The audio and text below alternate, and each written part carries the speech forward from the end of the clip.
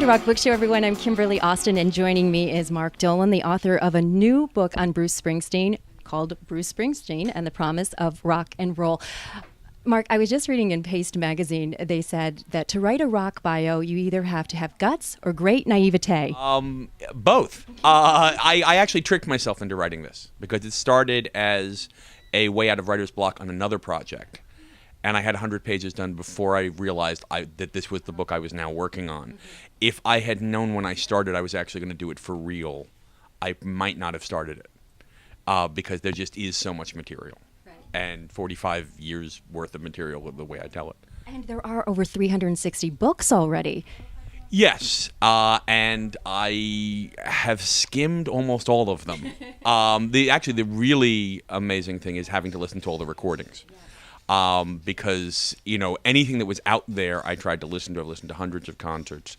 I always say that I sum up the research of this book in one line, which is 13 rehearsal takes of Night Fire. Now, Night Fire is a song no one knows. It was rehearsed by the band in Holmdel, New Jersey for the River. Never even made it into the studio. But I had to listen. There were 13 takes. I had to listen to 13. I don't think I even mention it in the book.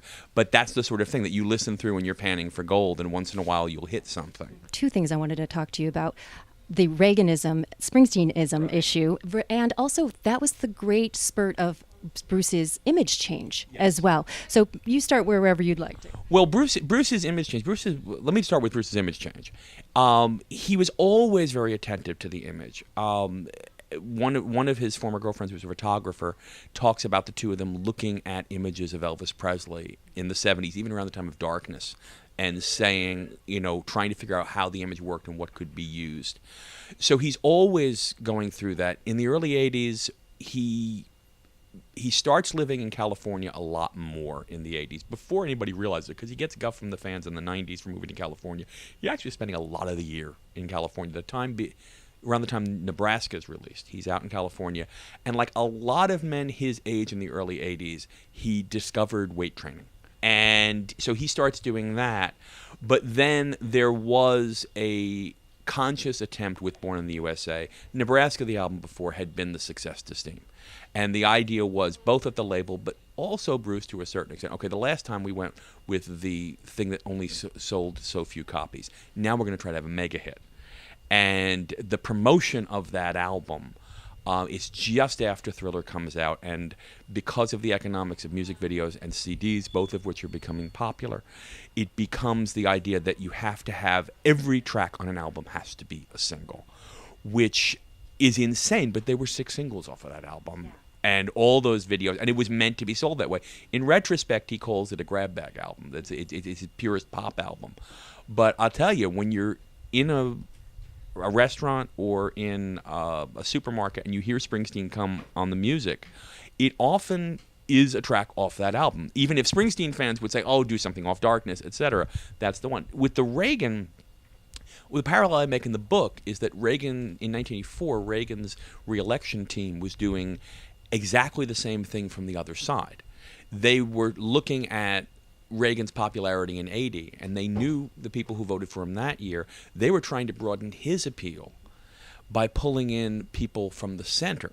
So really, particularly the thing, I'm going to be giving a talk from that section of the book in the fall, and I'm going to be showing the Morning in America ad and the Dancing in the Dark video side by side, because if you look at the two of them, the cinematography is incredibly similar. And Springsteen's coming, the way I put it in the book, I say Springsteen's coming from the Monterey pop-based left, and Reagan's coming from the House of Un-American Activities Committee-based right. But they're meeting in the middle in 84. And that great middle that, a friend of mine who's a historian, Gil Troy, calls it the Great Reconciliation. When the idea, it's when the hippies become yuppies, essentially. Mm-hmm. And it's 84 is that transition time. And Reagan's re-election and the popularity of Born in the USA are two almost mirror images of each other. That doesn't mean Springsteen was happy with that. Mm-hmm. And in terms of my book, it's almost the exact center of the book, because he became co-opted and he didn't like it, and he became much more explicit and articulate about his politics. Right. Yeah, this really was that turning point. Exactly. And he doesn't want to be self-important, but he also doesn't want to be misinterpreted. And the genius of the way he does it is that he will put old songs next to new songs.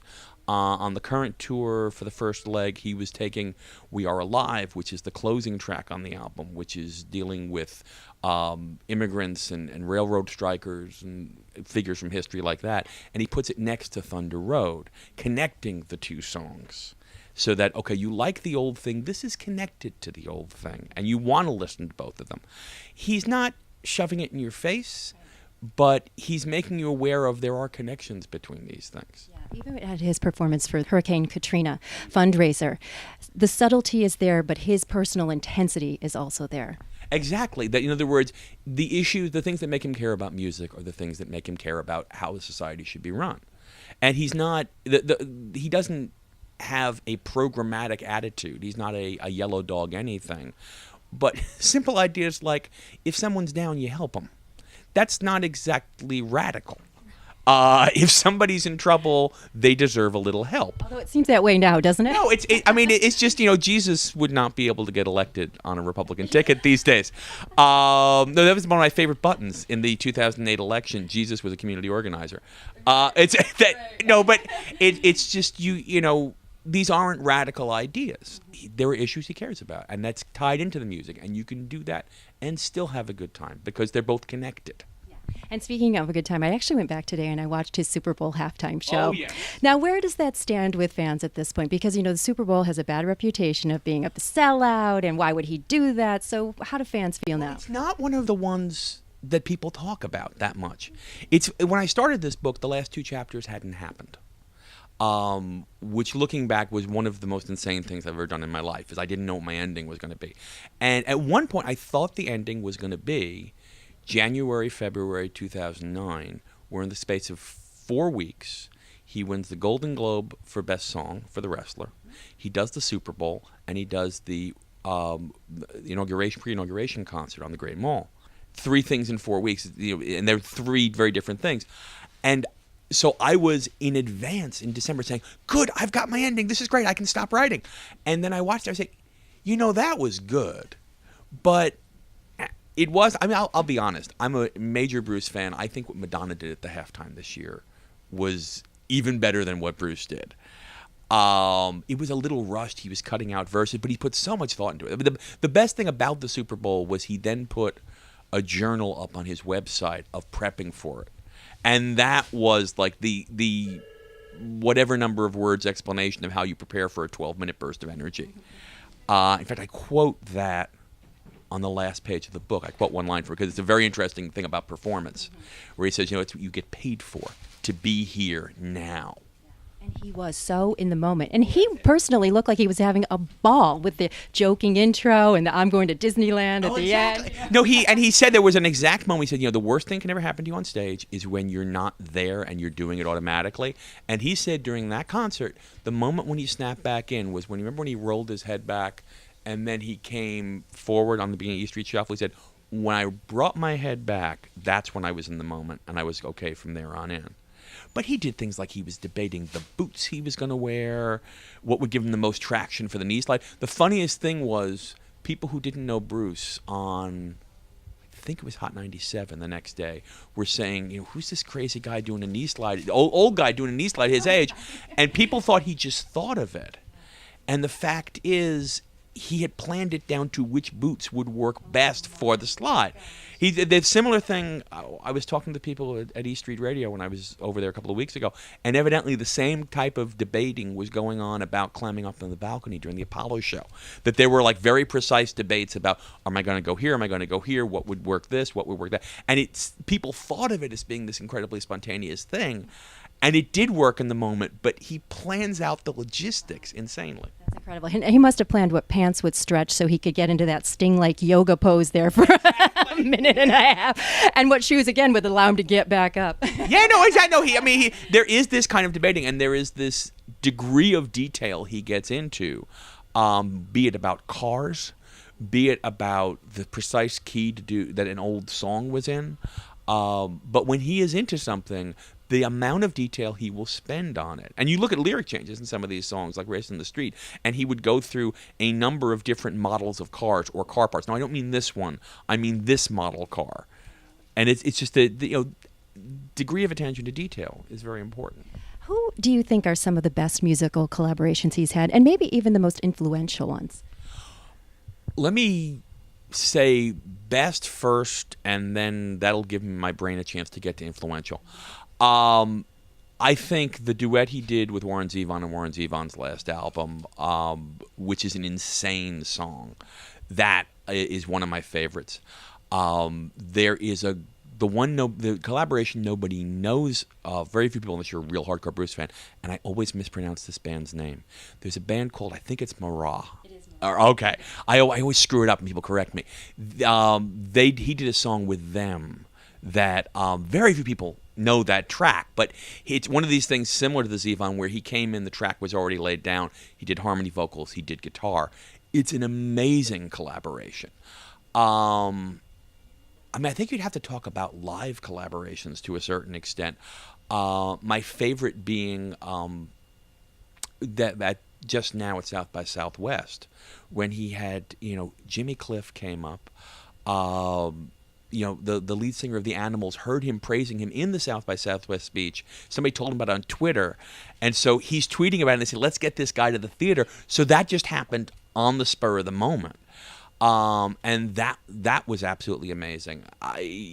Those would be, I think, the key ones I would immediately think of. But it's always whoever the drop-ins are. There were some amazing drop-ins over the years.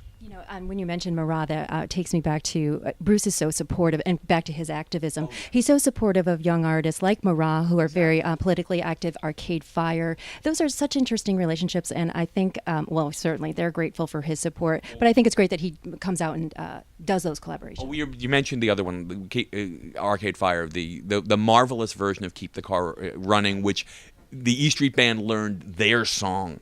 And then, the way I close out the book is with they did Born in the USA at the Obama staff party for the campaign workers. And if anybody has not seen this track, it's on YouTube. It is fascinating to hear Arcade Fire do their version of that song. But yeah, he's always supportive of local bands. I think it was when he met the National. And this is like really early on. When the National were being interviewed, they said, "Yeah, we met Bruce Springsteen. He thought we were a lot more famous than we were." And he's not hopping on at the time of the Suburbs. He's back from the first album. There are those stories about him in the '90s in L.A. and he would just go to Tower Records, and he would just buy 20 CDs, stick them in the car, and just play them. He's always listening to music. When he did the Devils and Dust tour, they actually put up on the website the walk-in music he'd prepared. And it was, I think, 3 CDs just of like mixed CDs. And it was just this amazingly eclectic, including a track I didn't know existed up until that point, which is Robert Mitchum starred in the movie Thunder Road. There was a theme song that he sang called The Ballad of Thunder Road. And that was there were a number of things like that where he put on things that were sort of like little jokes in his own song.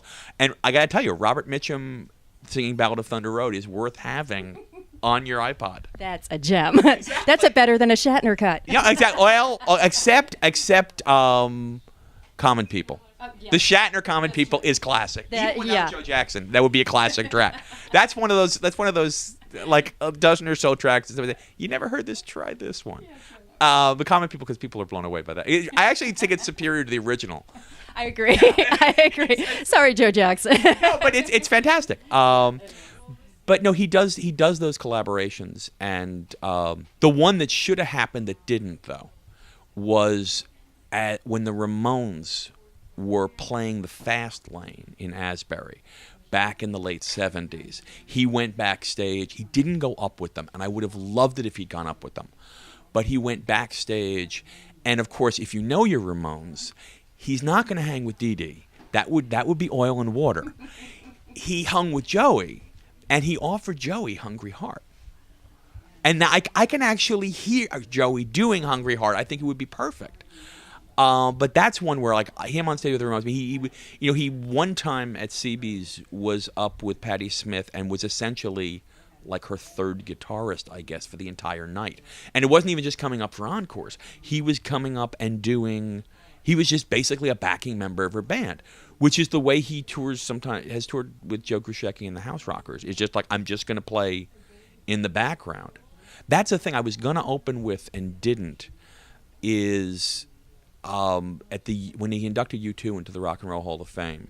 If you look at that clip, Bono was being Bono, and it's like just, making a big deal about everything and just making it so huge. And we love you dearly, sir, but still. But Bruce, it's this amazing thing. He's just inducted them, and he goes over, and he's been describing each of the band members individually. And he straps on the Fender, and he goes over, and he looks at Edge. And he's looking at Edge's hands. Which, of course, if you're going to play with Edge, you should look at Edge's hands and make sure you can play. But I'm just thinking, okay, you've been doing this for 35 years, and you're still trying to learn the guitar part from another guitarist. It's just the humility with which he approaches it, and it's, I like your music, and I want to play your music right. At the heart of the book is his music and the story that tells. And Steven Van Zandt has said many times, Bruce is so underrated as a songwriter. Absolutely. He's underrated as a songwriter, and the way I saw this book is it's telling the choices you make you an artist. What you decide to do, what you decide not to do. So I go into a lot of the songs, how they transformed over time, how they changed. But I also want to tell it side by side with the history of American music, from the Beatles to Jay-Z, from the 45 RPM single to the MP3 download, and also telling about our culture, our politics, from the age of Nixon to the age of Obama. And he's somebody you can do that with. You can tell 3 stories. Yeah, and he's still got so much to tell. Oh, absolutely. No, I'm dying to see the next.